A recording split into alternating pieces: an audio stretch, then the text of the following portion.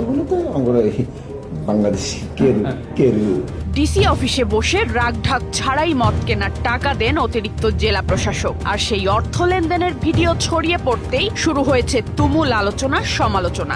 Viral ভিডিওতে দেখা যায় নিজ কার্যালয়ে বসে কেরু সহ বিভিন্ন ব্র্যান্ডের মদ নিয়ে কথা বলছেন টাঙ্গাইলের অতিরিক্ত জেলা প্রশাসক সঞ্জয় কুমার মহন্ত।